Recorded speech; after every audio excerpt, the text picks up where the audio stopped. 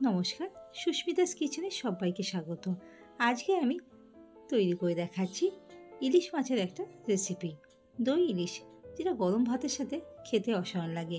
তার জন্য আমি এখানে 4 পিসের মতন ইলিশ মাছ নিয়ে নিয়েছিলাম।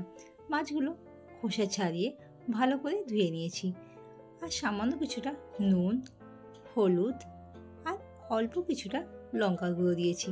আপনারা লঙ্কার গুঁড়ো না খেতে চাইলে স্কিপ করে যেতে পারেন। নুন, হলুদ আর লঙ্কা গুঁড়ো দিয়ে মাছটা ম্যারিনেট করে 5 মিনিটের জন্য রেখে দেবো। ঠিক সেই সময় আমি একটা মশলা তৈরি করে নেব।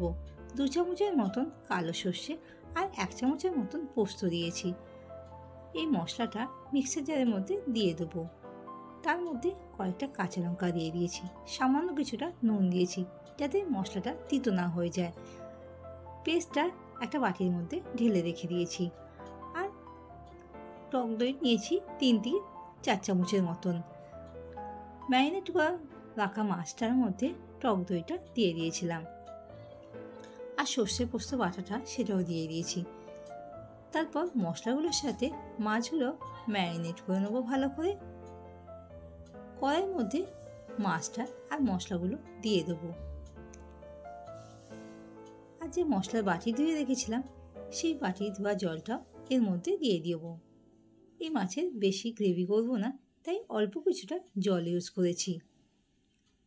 ভালো করে মেশানো হয়ে গেলে 1 চামচের মতন লঙ্কার গুঁড়ো দিয়েছি।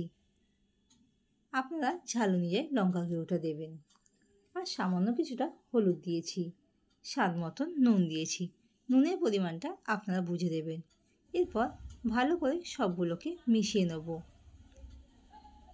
তার মধ্যে অনেকটা সর্ষের তেল দিয়েছি। এই রান্নাতে তেলের পরিমাণটা একটু বেশি দেবো। আর 4-5টা কাঁচা লঙ্কা দিয়ে দিয়েছি।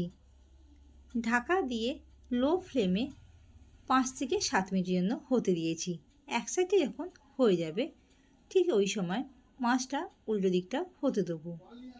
সেম একইভাবে উল্টো দিকটা 5 থেকে 7 মিনিটের জন্য তৈরি করে নেব।